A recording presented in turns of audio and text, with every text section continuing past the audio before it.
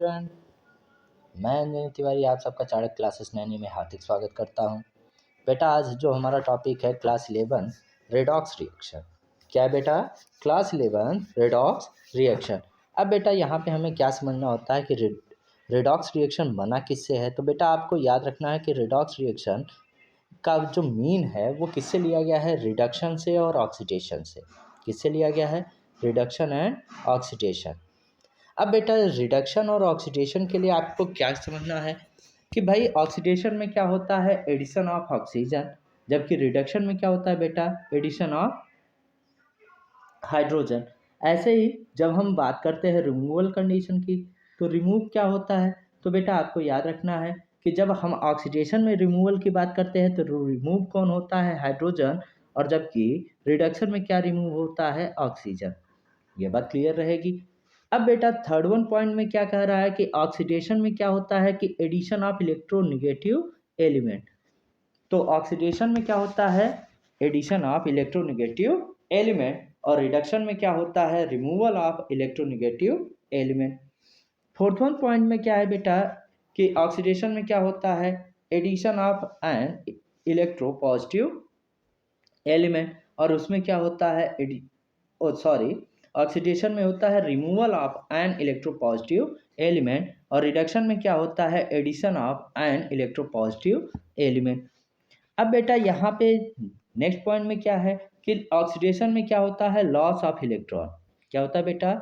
Loss of electron. अब बेटा reduction में क्या होता है? Gain of electron. यानी जो ऑक्सीडेशन रिडक्शन है ये एक दूसरे के क्या होते हैं? अपोजिट होते हैं। बस इतना आपको समझना है।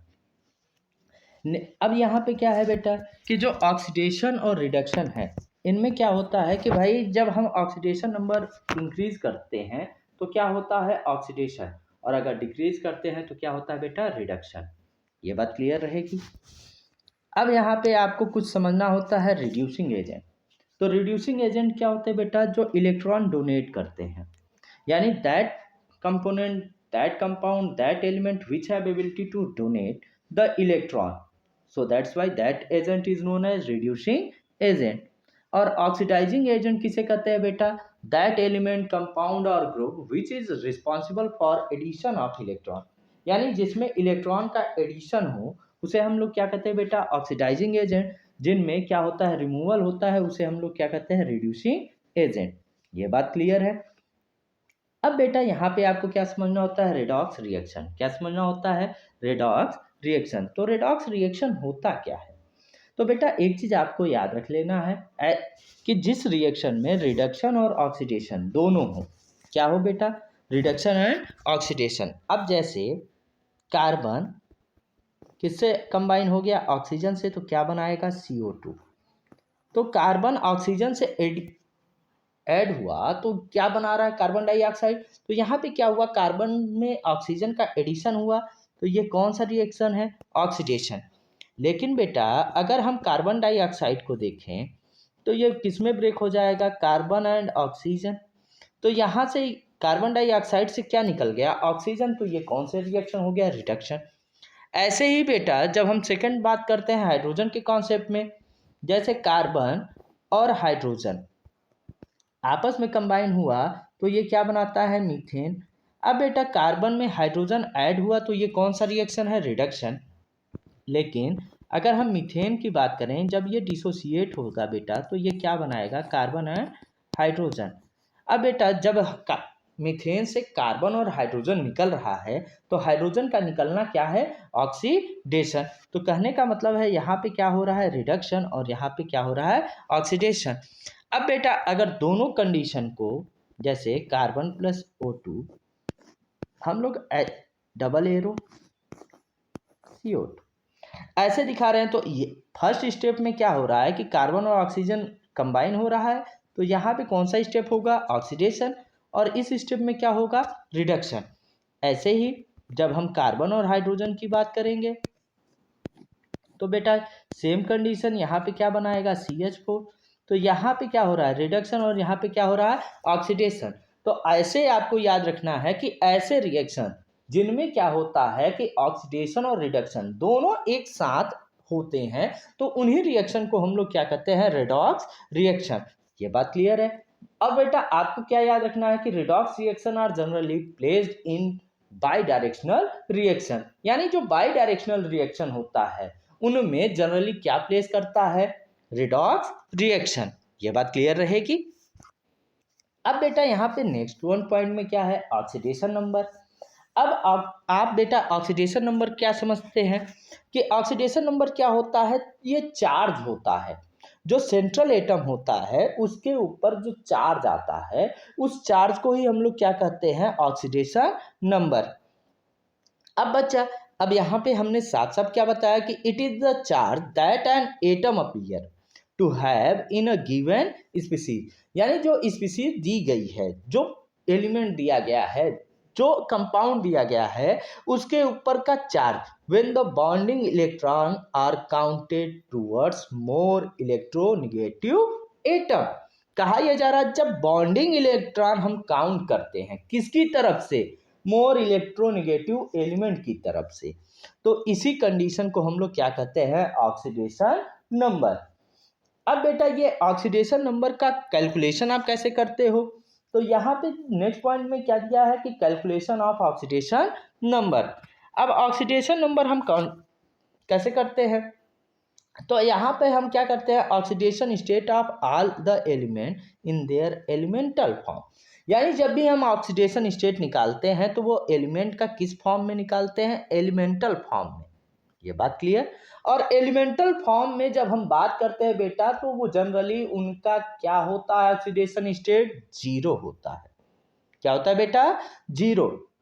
सेकेंड वन पॉइंट में क्या बात कर रहे हैं, common oxidation state of element of first group is +1, second group is +2, यानी जो आप पीरियोडिक टेबल पढ़े उसमें group first alkaline metal and group second alkaline earth metal, इनमें जो कॉमन ऑक्सीडेशन स्टेट होता है वो क्या होता है, +1 एंड +2।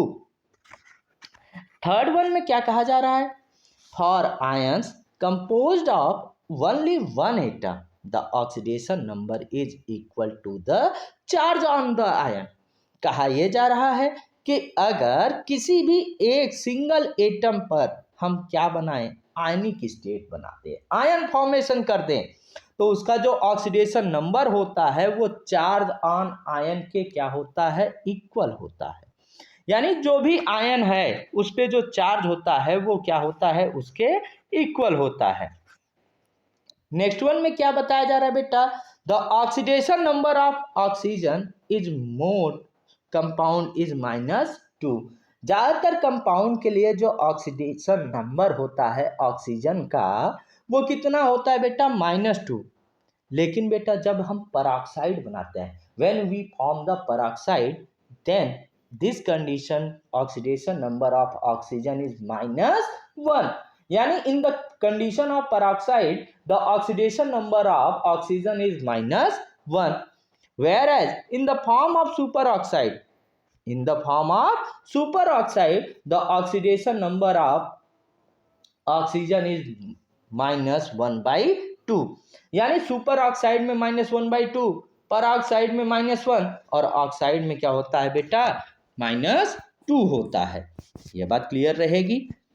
नेक्स्ट वन में क्या कहा जा रहा है, in oxygen difluoride and dioxygen fluoride the oxygen is assigned an oxidation number of +2 and +1।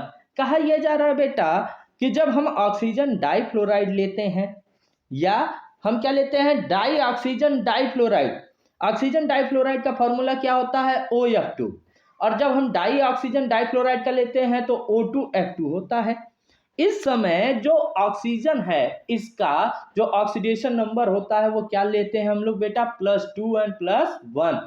अब बेटा एक चीज आप माइंड में बैठा लेना, मैं आपको अभी बता दे रहा हूं कि अगर हम किसी का ऑक्सीडेशन नंबर निकालते हैं जैसे AB, तो इसकी वैल्यू हमेशा हमें क्या लेनी होती है, प्लस, और इसकी वैल्यू हमेशा क्या लेनी होती है, माइनस।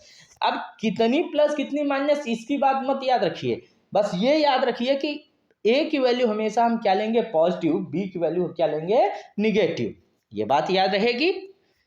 नेक्स्ट वन में हम क्या बात कर रहे हैं बेटा, the oxidation number of hydrogen is +1। कहा यह जा रहा है कि जो हाइड्रोजन है इसका जनरली हम जो ऑक्सीडेशन नंबर लेते हैं वो कितना होता है बेटा, +1 होता है।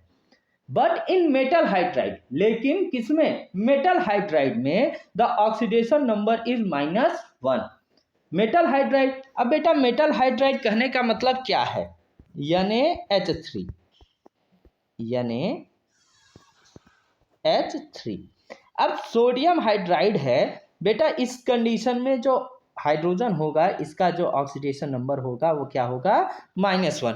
क्यों होगा बेटा, मैंने अभी बता दिया कि Na को हम क्या मान लेंगे बेटा, A, और H को क्या मान लेंगे, B। तो बेटा मैंने आपको बता दिया कि A को हमेशा हमें क्या लेना है, पॉजिटिव, और B को हमेशा क्या लेना है, निगेटिव। तो यहां से आपको याद रख लेना है कि जो H है वो क्या हो गया, B हो गया। अब इस समय जब B हो गया तो ऑक्सीडेशन नंबर इसका क्या हो जाएगा, -1। ये बात क्लियर रहेगी। नेक्स्ट पॉइंट में आप क्या पढ़ सकते हैं बेटा कि in all its compound fluorine has an oxidation number of -1। कहा यह जा रहा है कि फ्लोरीन किसी भी कंपाउंड में जाएगा बेटा वो हमेशा ऑक्सीडेशन नंबर कौन सा शो करेगा, -1 शो करेगा। नेक्स्ट वन में क्या कहा जा रहा है, the algebraic sum of the oxidation number of all the atom in a compound must be 0। जो अलजेब्रिक सम होता है किसी भी ऑक्सीडेशन नंबर में और कंपाउंड के लिए बेटा वो क्या होता है, 0 होता है। अब जैसे एक एग्जांपल से आप समझिए, आपका एग्जांपल क्या है, NH3। अब बेटा हाइड्रोजन का क्या है, -1 × 3, और इस समय जब हम नाइट्रोजन का लेंगे क्या होगा, +3। तो बेटा अब यहाँ से जब आप वैल्यू निकालेंगे तो नाइट्रोजन का क्या आया, +3, और हाइड्रोजन का क्या है, -3, तो +-3। अब बेटा आपको पता है प्लस माइनस क्या होता है, माइनस। तो +3 में से -3 सब्सट्रैक्ट करेंगे, वैल्यू क्या आएगी, 0। यानी आप कोई भी कंपाउंड लेंगे, सारे कंपाउंड में जो ऑक्सीडेशन नंबर होता है इसका जो सम होता है वो क्या होता है, 0 होता है। ये बात क्लियर रहेगी।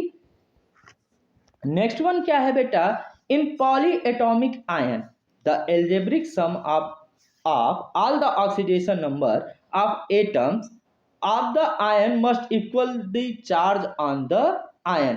कहा यह जा रहा है कि अगर पॉलीएटॉमिक आयन लेते हैं तो उनका जो अलजेब्रिक सम होता है बेटा ऑक्सीडेशन नंबर का, एटम का, आयन का, वो किसके इक्वल होना चाहिए, चार्ज ऑन द आयन। यानी जो आयन आप ले रहे हो उसके चार्ज के बराबर होना चाहिए।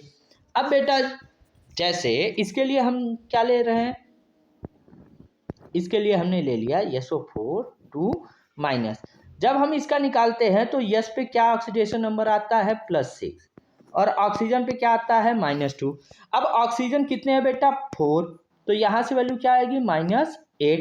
अब जब 6 + -8 करेंगे तो बेटा वैल्यू क्या आ जाएगी, -2। तो अब यहाँ पे आप देख सकते हैं इसके आयनिक कंडीशन में जो वैल्यू आ रही है वो कितनी आ रही है, -2 आ रही है।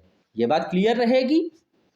अब यहाँ पे बेटा आपको क्या समझना है, टाइप्स ऑफ रिडॉक्स रिएक्शन। क्या समझना है, टाइप्स ऑफ रिडॉक्स रिएक्शन। अब यहाँ पे आप क्या क्या समझ सकते हैं रिडॉक्स रिएक्शन में, combination, decomposition, displacement, double displacement and redox. Redox तो बेटा जनरली आप पढ़ ही रहे हो। तो पहला जो आपको समझना है वो क्या समझना है, कॉम्बिनेशन रिएक्शन। कॉम्बिनेशन रिएक्शन में क्या होता है बेटा, जब कोई भी एलिमेंट मेटेलिक फॉर्म में होता है या तो मेटेलिक फॉर्म में जुड़े या निकले। अगर मेटेलिक फॉर्म में निकल रहा है, जुड़ रहा है, या एलिमेंटल फॉर्म में जुड़ रहा है, निकल रहा है, तो उस समय उसका जो ऑक्सीडेशन नंबर होता है वो क्या होता है बेटा, 0 होता है। क्या होता है, 0। अब आप यहाँ देख सकते हैं 3 mg, इस पे जो ऑक्सीडेशन नंबर दिया गया है वो क्या है बेटा, 0। नाइट्रोजन पे क्या दिया है, 0। लेकिन जब ये बना लिया Mg3N2 तो इस पे मैग्नीशियम पे जो ऑक्सीडेशन नंबर आया क्या आया, +2, और नाइट्रोजन पे क्या आया, -3। ऐसे ही आप डिकम्पोजिशन में पहले जो कंपाउंड फॉर्म हुआ है बेटा उसमें आप देख सकते हैं पोटेशियम पे कितना है, +1, Cl पे कितना है, +5, और ऑक्सीजन पे क्या है, -2। लेकिन जैसे ही एलिमेंटल डिसोसिएट हुए, एलिमेंटल फॉर्म में ऑक्सीजन आया तो इस पर चार्ज क्या आ गया, 0। तो बेटा कहने का मतलब क्या है कि अगर हम एलिमेंटल फॉर्म में किसी भी एलिमेंट को, कंपाउंड को, किसी को भी रखते हैं तो उस पर जो चार्ज आता है, ऑक्सीडेशन नंबर आता है, वो क्या आता है? 0 आता है। अब बेटा आप देख सकते हो मेटल डिस्प्लेसमेंट। मेटल डिस्प्लेसमेंट में क्या आप देख सकते हो कि भाई मेटल डिस्प्लेसमेंट में हम कोई भी मेटल ले रहे हैं, उसका दूसरे नॉन मेटल मेटल को मेटल से डिस्प्लेस करा रहे हैं। अब आप इलेक्ट्रोकेमिकल सीरीज में आपने ध्यान दिया होगा तो इलेक्ट्रोकेमिकल सीरीज में जो जिंक होता है, इसका जो कंडीशन होता है, ये क्या शो कराता है? ऑक्सीडेशन। और कॉपर क्या शो कराता है? रिडक्शन। तो जिंक क्या करेगा? कॉपर को क्या कर देगा? रिड्यूस कर देगा। तो अब यहाँ से जब रिड्यूस करेगा यानी डिस्प्लेस कर देगा, तो आप यहाँ पे क्या देख सकते हैं कि CuSO4 है, इसमें कॉपर का जो ऑक्सीडेशन नंबर है वो कितना है? +2, सल्फर का कितना है? +6 और ऑक्सीजन का कितना है? -2। और जैसे ही हमने जिंक के साथ इसका रिएक्शन कराया तो जिंक का इस समय क्या है? 0। लेकिन जिंक जुड़ने के बाद जब कॉपर निकला तो कॉपर के ऊपर ऑक्सीडेशन नंबर क्या आ गया? 0। यानी जैसे ही कोई भी एलिमेंट मेटेलिक फॉर्म या एलिमेंटल फॉर्म में कन्वर्ट होता है तो उस पर जो ऑक्सीडेशन नंबर होता है वो क्या हो जाता है? 0। अब नेक्स्ट वन में क्या है बेटा? Non metal displacement. अगर नॉन मेटल को डिस्प्लेस करेंगे तो हमें इससे मतलब ही नहीं है बेटा कि कौन डिस्प्लेस हो रहा है कौन नहीं हो रहा है। मतलब इससे है कि जो डिस्प्लेस होगा उस पर अगर वो एलिमेंटल फॉर्म में कन्वर्ट हो रहा है तो उस पर जो ऑक्सीडेशन नंबर होगा वो क्या हो जाएगा? 0 हो जाएगा। अब नेक्स्ट क्या है बच्चा? डिसप्रोपोर्शनेट। अब बच्चा डिसप्रोपोर्शनेशन में क्या होता है कि जब हम किसी भी कंडीशन को ब्रेक करते हैं और उसमें से एक से अधिक कंडीशन को हम क्या करते हैं? एक फॉर्म में रिड्यूस करते हैं, दूसरे में ऑक्सीडाइज करते हैं। तो ऐसे कंडीशन से जो कंपाउंड फॉर्म होते हैं उनमें क्या होता है? भाई ऑक्सीडेशन और रिडक्शन दोनों की एक साथ अपीयरेंस जो होती है, उसी की वजह से हम इसे क्या बोलते हैं? Disproportionation reaction. ये बात क्लियर रहेगी। अब नेक्स्ट आपको याद रखना होता है बेटा स्टॉक नोटेशन। स्टॉक नोटेशन क्या कहता है बेटा कि जब हम किसी भी कंपाउंड को उसके ऑक्सीडेशन स्टेट के अकॉर्डिंग रिप्रेजेंट करते हैं। क्या करते हैं? रिप्रेजेंट। अब रिप्रेजेंटेशन को ही तो हम लोग क्या बोलते हैं? नोटेशन। तो अगर जब हम किसी भी कंपाउंड को उसके ऑक्सीडेशन स्टेट के अकॉर्डिंग रिप्रेजेंट करते हैं तो इसी कंडीशन को हम लोग क्या कहते हैं? Stock notation. अब बेटा आप जानते हो कि ferric oxide and ferrous oxide, क्या आप जानते हो? Ferric and ferrous. तो बेटा आपको पता होगा कि फेरिक ऑक्साइड का क्या होता है? FeO।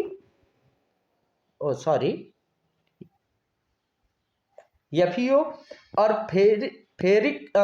फेरस का क्या है? FeO। और फेरिक का क्या होता है? Fe2O3।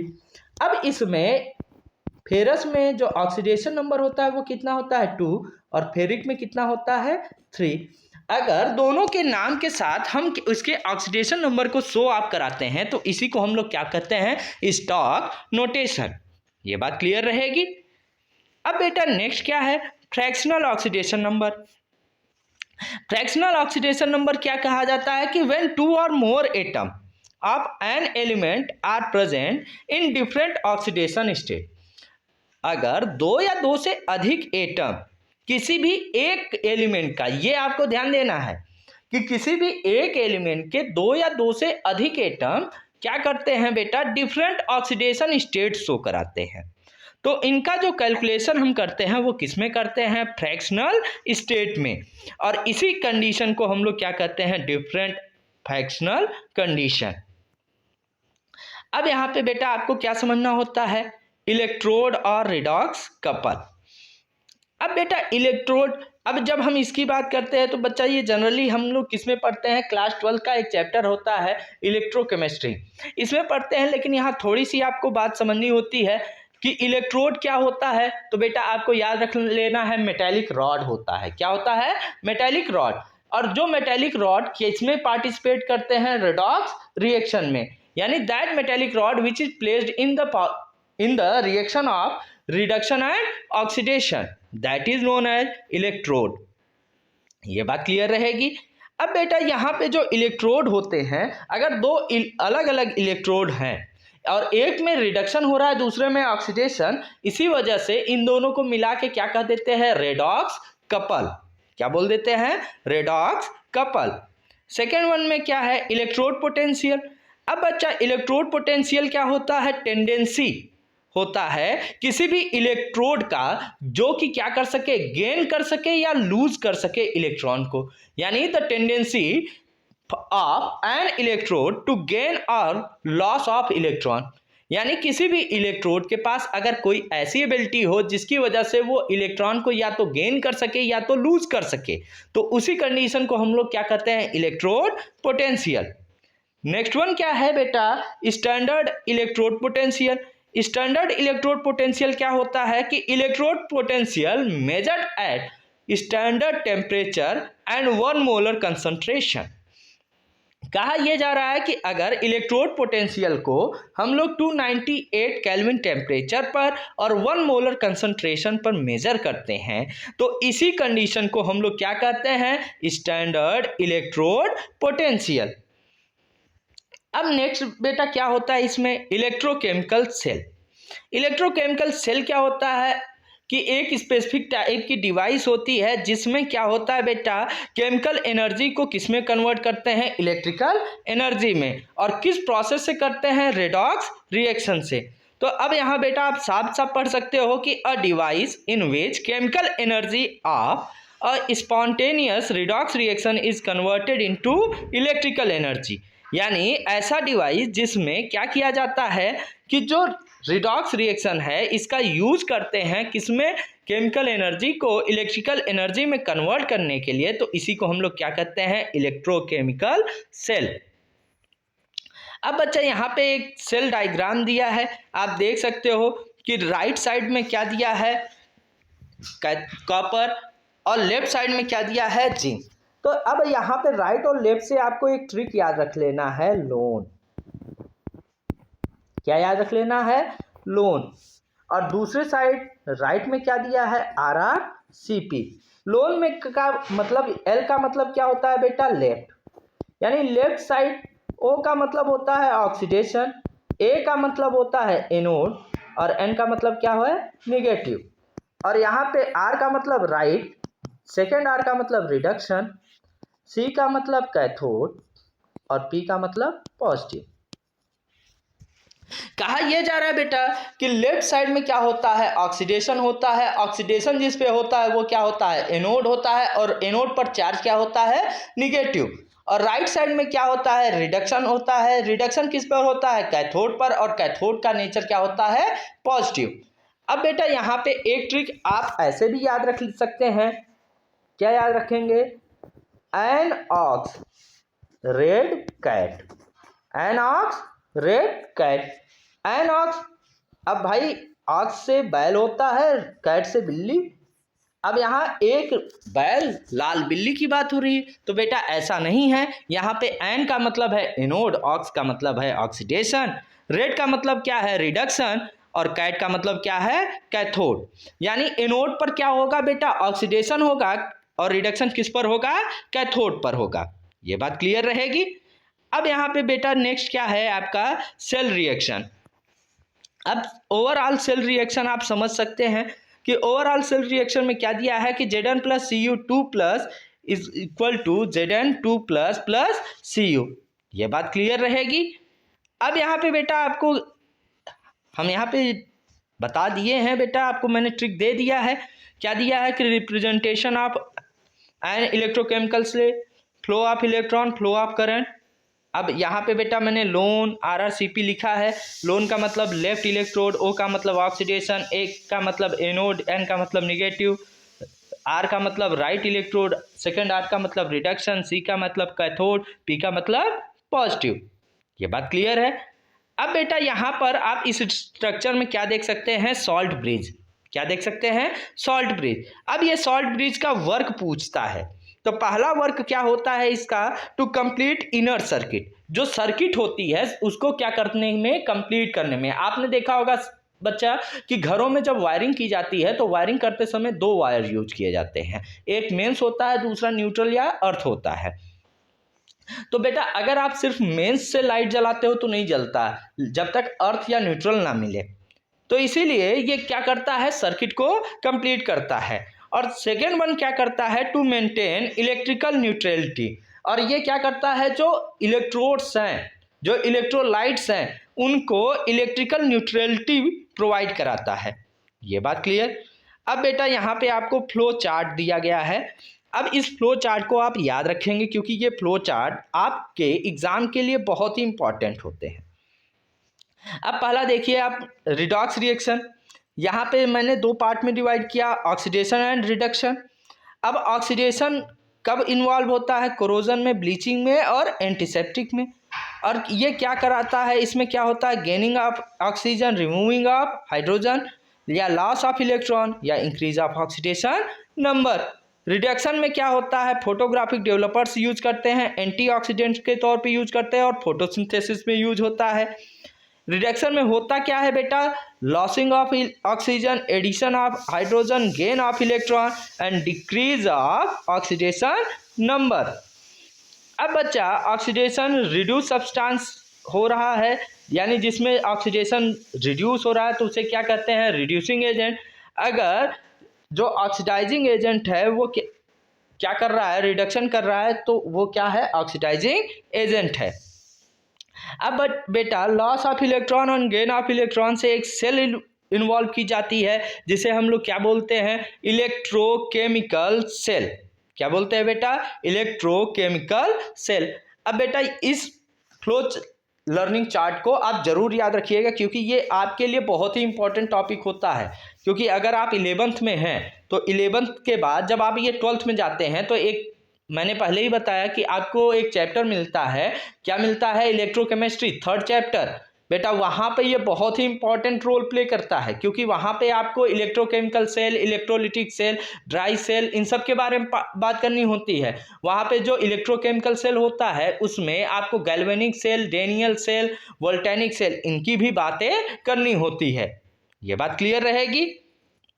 अब यहाँ पे कुछ क्वेश्चन है बेटा, किसमें? Classical electronic and oxidation number concept के बेसिस पर। पहला क्वेश्चन क्या है? Define oxidation and reduction according to electronic concept. अब बेटा इलेक्ट्रॉनिक कॉन्सेप्ट क्या करता है कि भाई इलेक्ट्रॉन के अकॉर्डिंग बात करो, तो इलेक्ट्रॉन के अकॉर्डिंग क्या ऑक्सीडेशन कब होता है और रिडक्शन कब होता है। ऑक्सीडेशन नंबर के अकॉर्डिंग अगर बात करना है तो भाई देखो ऑक्सीडेशन में अगर हम पहले इलेक्ट्रॉनिक कॉन्सेप्ट के अकॉर्डिंग बात करें तो क्या होता है? ऑक्सीडेशन में लॉस ऑफ इलेक्ट्रॉन होता है और रिडक्शन में क्या होता है? Gain of electron. अगर ऑक्सीडेशन नंबर के अकॉर्डिंग बात करें तो ऑक्सीडेशन में क्या होता है? इंक्रीज इन ऑक्सीडेशन नंबर और रिडक्शन में क्या होता है? Decrease in oxidation number. Next क्या है बच्चा? A freshly cut apple is almost white but it turns reddish brown after some give reason. तो बेटा ये किसकी वजह से होता है? Due to oxidation. Define oxidation number बच्चा मैंने पहले ही बता दिया, तो charge of any element ion in the form of any complex compound. Right the oxidation number of Mn in KMnO4। तो बेटा इसका क्या आएगा? +7 आएगा। Mn का कितना आएगा? +7। Right oxidation number of Cr in Cr2O7 2-। तो बेटा यहाँ पे Cr का क्या आएगा? +6 आएगा। एंड नेक्स्ट वन 7 क्या है? Right stock notation of MnO2 and AuCl3। तो बेटा क्या हो जाएगा? MnO2 के लिए क्या होगा? मैग्नीज, ब्रैकेट पे आप क्या लिखेंगे? रोमन नंबर में 2 एंड डाइऑक्साइड। और यहाँ पे ये गोल्ड के लिए क्या लिख लेंगे? ऑरेनियम, ब्रैकेट में 3 ट्राइक्लोराइड। ये बात क्लियर है। अब नेक्स्ट वन इसमें क्या? रिडॉक्स रिएक्शन के लिए कि define redox reaction with example. Redox reaction example के साथ समझाना है। Define disproportionation reaction, give one example. Define the term redox titration. अब बेटा यहाँ पे आपको कई चीज़ें आपको ध्यान में रखनी है। यहाँ पे नेक्स्ट में क्या है कि name the indicator used in redox titration involving K2Cr2O7 as an oxidising agent. तो बेटा यहाँ पे हम लोग क्या यूज करते हैं? पोटेशियम परमैंगनेट यूज करते हैं, KMnO4 यूज करते हैं। नेक्स्ट क्या है? Redox reaction and electrode process से। बेटा रिडॉक्स रिएक्शन और किससे है? इलेक्ट्रोड प्रोसेस से है। पहला क्या है इसमें? At what concentration of cuprous will electrode potential become equal to its standard electrode potential. तो बेटा मैंने एक चीज़ आपको पहले ही बता दिया था कि 298 kelvin temperature and 1 molar concentration condition में। तो इसका आंसर क्या होगा? 1 मोलर। नेक्स्ट वन में क्या है बेटा, the standard reduction potential of three metals contain X Y and Z are plus 0.52 minus 3.03 and minus 1.18 volt respectively. Arrange X Y and Z in the order of increasing reducing power, यानी किसका reducing power सबसे ज़्यादा होगा। तो भाई जिसके पास सबसे ज़्यादा माइनस होगा वो उसके पास रिड्यूसिंग पावर सबसे ज़्यादा होगा। तो यहाँ पे आंसर क्या आएगा, वाई जेड देन एक्स। अब नेक्स्ट वन में क्या है कि an electrochemical cell consist of two electrode that is anode and cathode, what is the direction of flow of electrons in this cell. तो बेटा आपको मैंने बता दिया, फ्लो ऑफ इलेक्ट्रॉन की बात अगर करोगे तो फ्लो ऑफ इलेक्ट्रॉन कहाँ से होगा, एनोड से कैथोड होगा। कहाँ होगा, by anode to cathode. Next one में क्या है बेटा, Y anode is negatively charge in an electrochemical cell. Anode negatively charge क्यों होता है बेटा, क्योंकि बेटा जो इलेक्ट्रोड होता है इस पर क्या आता है, इलेक्ट्रॉन आता है, इलेक्ट्रॉन ट्रांसफर होने की एबिलिटी होती है। और जैसे इलेक्ट्रॉन ट्रांसफर एबिलिटी होती है तो वो क्या शो ऑफ कराता है, नेगेटिव चार्ज शो ऑफ कराता है। नेक्स्ट क्या है बेटा, out of zinc and copper vessel one will be more suitable to store 1 molar HCl। तो भाई जिंक और कॉपर वेसल में कौन ज़्यादा अच्छा सुटेबल होगा कि जो क्या करे 1 मोलर HCl को स्टोर करे। तो बेटा आपको याद रख लेना है कॉपर। क्यों, क्योंकि बेटा कॉपर का क्या होता है कि भाई HCl है, अगर ये क्या कर जाएगा, रिडक्शन कर जाएगा, ओ सॉरी, जब जिंक के साथ हम मिलाते हैं तो ये क्या करेगा, रिडक्शन कॉज करा देगा। तो उससे बचने के लिए हम लोग किसके वेसल में यूज करते हैं, कॉपर में। नेक्स्ट वन क्या है, is it safe to stir 1 molar AgNO3 solution with copper spoon. क्या यह सेफ है कि जब हम 1 मोलर सिल्वर नाइट्रेट को किस में, कॉपर स्पून से घुलाएं, यानी कॉपर स्पून ले लें, कॉपर की चम्मच ले लें, उससे हम मिलाएं, तो क्या यह सेफ होगा। तो बेटा नहीं। क्यों, क्योंकि भाई जो सिल्वर का इस इलेक्ट्रोड पोटेंशियल होता है वो कितना होता है, प्लस 0.80, और कॉपर का कितना होता है, 0.34। तो बेटा जिसका ज़्यादा होता है उससे उसका कम वाले से हम रिएक्शन नहीं पॉसिबल करा सकते। अब सेकेंड वन में क्या है बेटा, 2 मार्क्स क्वेश्चन में ऑक्सीडेशन रिडक्शन क्लासिकल इलेक्ट्रॉनिक। अब यहाँ पे आप देख सकते हैं कि डिफरेंट टाइप के हमने क्वेश्चन बना दिए हैं जो कि आपके लिए बहुत इंपॉर्टेंट है। अब पहला क्वेश्चन क्या है कि identify oxidant and reductant in the reaction. इसमें कौन सा ऑक्सीडेंट होगा, कौन सा रिडक्टेंट होगा, ये आपको आइडेंटिफाई करना है। नेक्स्ट वन क्या है कि calculate oxidation number of Fe in Fe3O4 and right a suitable justification. अब आपको यहाँ पे बताना है कि किसके पास कितना होगा और इसको कैसे आप जस्टिफाई करेंगे कि इसका ऑक्सीडेशन नंबर यही होगा और इसे जस्टिफाई करना है। नेक्स्ट क्या है, oxidation reduction reactions are complementary explain, यानी ऑक्सीडेशन रिडक्शन रिएक्शन क्या है, कंप्लीमेंट्री है, कैसे है, एक्सप्लेन करना है। नेक्स्ट वन क्या है, right formula for the following compounds. Mercury second chloride, mercury second chloride के लिए आपको क्या बनाना है, फार्मूला बनाना है कि ये कैसे होता है। नेक्स्ट वन क्या है, निकल सेकेंड सल्फेट, इसके लिए बनाना है। फोर्थ वन क्या है, iron third sulphate and third one था। फोर्थ वन क्या था, क्रोमियम थर्ड ऑक्साइड। ये बात क्लियर रहेगी। अब नेक्स्ट में आप बेटा यहाँ पे क्या समझते हैं, रिडॉक्स रिएक्शन के लिए। रिडॉक्स रिएक्शन में क्या समझते हैं कि justify that the reaction H2O plus F2 क्या बना रहा है, HF plus HOF is a redox reaction. आप इसे बताइए क्या यह रिडॉक्स रिएक्शन है, अगर है तो कैसे, इस बात को आपको क्या करना है, जस्टिफाई करना है। नेक्स्ट वन में क्या है बेटा, अ डिकम्पोजिशन रिएक्शन में और may not be a redox reaction. Decomposition reaction क्या हो सकता है और नहीं भी हो सकता redox reaction. Write two decomposition reaction in support of the statement. अब इस बात को आपको बताने के लिए 2 रिएक्शन बताने हैं। नेक्स्ट वन क्या है बेटा, split the reaction 2K plus Cl2। Cl2 किस फॉर्म में है बेटा, गैसियस फॉर्म में, और क्या बना रहा है, 2KCl।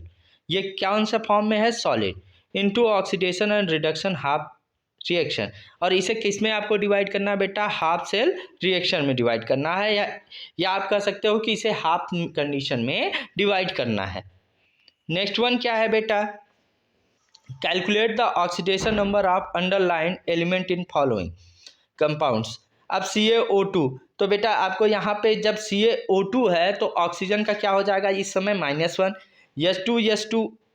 H2O7, तो इस समय सल्फर का कितना हो जाएगा 7 2 जा 14 एंड 2 6 हो जाएगा बेटा। K2MnO4 में कितना हो जाएगा यहाँ पे बेटा, हो जाएगा 6।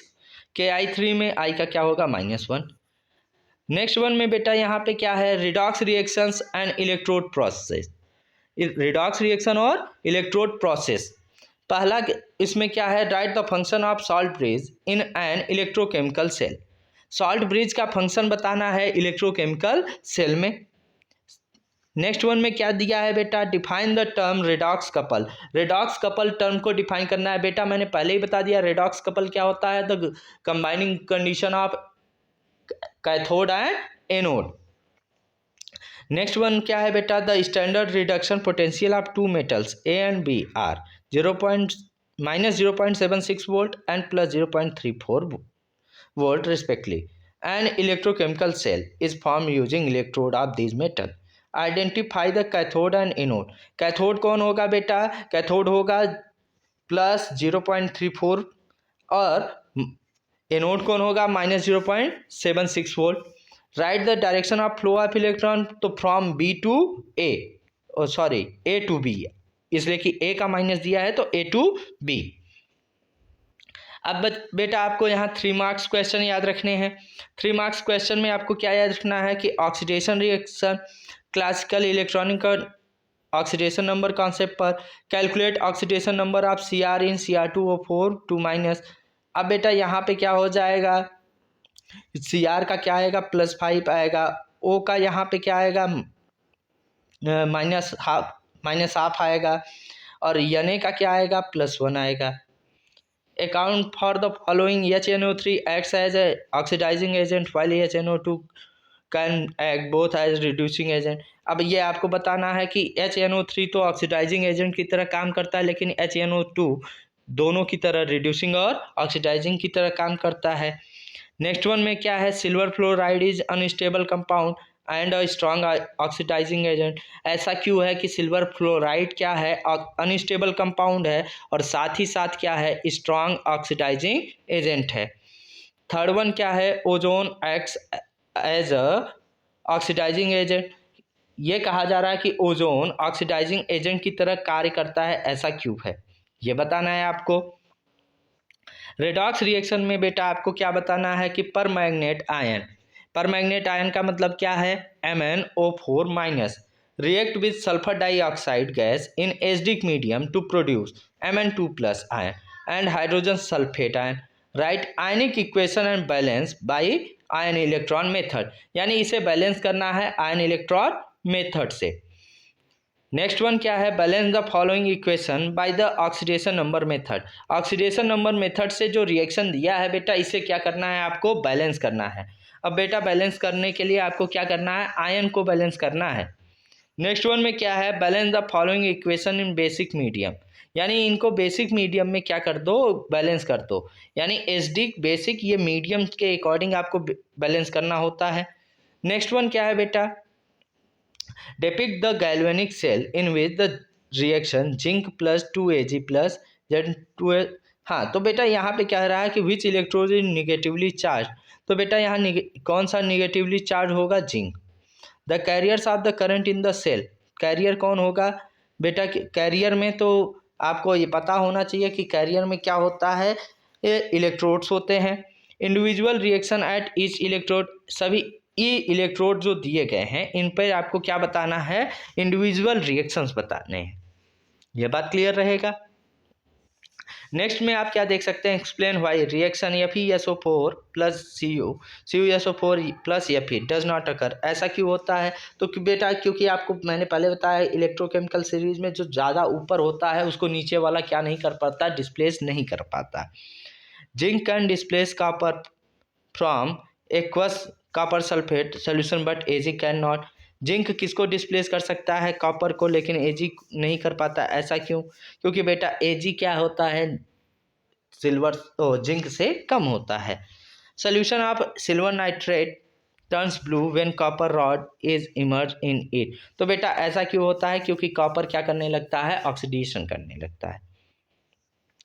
अब बेटा 5 मार्क्स के क्वेश्चन में आप देख सकते हैं, पहले में क्या दिया है? MnO4 2 minus undergoes disproportionation reaction in acidic medium but MnO4 minus does not give reason. ऐसा क्यों होता है कि MnO4 2 माइनस वाला कंपाउंड क्या करता है? डिस्प्रोपोर्शनेशन रिएक्शन कराता है, जबकि MnO4 माइनस ऐसा नहीं करा पाता। सेकेंड वन में क्या कहा जा रहा है कि give one example each of the following redox reaction, यानी सभी एक एक जो फॉलोइंग नाम बताए जा रहे हैं इनके आपको क्या बताने हैं? रिडॉक्स रिएक्शन बनाने हैं। पहला क्या है? कॉम्बिनेशन रिएक्शन, दूसरा डिकम्पोजिशन, तीसरा मेटल डिस्प्लेसमेंट। अब नेक्स्ट में क्या है बेटा? Redox reaction and electrode processes. Redox reaction में अब consider the cell reaction of an electrochemical cell Na+2Ag+, क्या ये रिएक्शन बन रहा है? अब यहाँ एनोड और कैथोड बताने हैं। Mention the direction of flow बताना है। How is the chemical electrical neutrality maintain in the solution of the two half cell. Write the formula of calculating standard EMF of the सेल। How does the EMF change when the concentration of silver ion is decrease. तो बेटा ये आपके आज के redox reaction की कहानी थी। तो बेटा आपको एक चीज़ याद रखना है कि जो रिडॉक्स रिएक्शन है इसमें हम लोग जनरली आज क्या क्या पढ़ें कि रिडॉक्स रिएक्शन कहते किसे हैं, इनमें क्या क्या रिएक्शन होता है। आपने क्या पढ़ा? इलेक्ट्रोकेमिकल सेल पढ़ा, इलेक्ट्रोड पढ़ा, इनमें क्या पढ़ा? सॉल्ट ब्रिज पढ़ा। और इनमें जो रिडॉक्स रिएक्शन के टाइप्स हैं, सेल रिएक्शन टाइप, जिसमें आपने क्या पढ़ा? Combination, decomposition, metal displacement, non metal displacement, disproportionation. तो इन सब को आप अच्छे से याद रखिएगा, ठीक है। तो बेटा आज के वीडियो के लिए बस इतना ही। अब आपसे मिलते हैं नेक्स्ट वीडियो में, तब तक के लिए धन्यवाद बेटा। लेकिन तब तक आप लोग क्या कीजिए, हमारे YouTube चैनल को अधिक से अधिक प्रमोट कीजिए, लाइक कीजिए, शेयर कीजिए, सब्सक्राइब कीजिए। जय हिंद, जय भारत।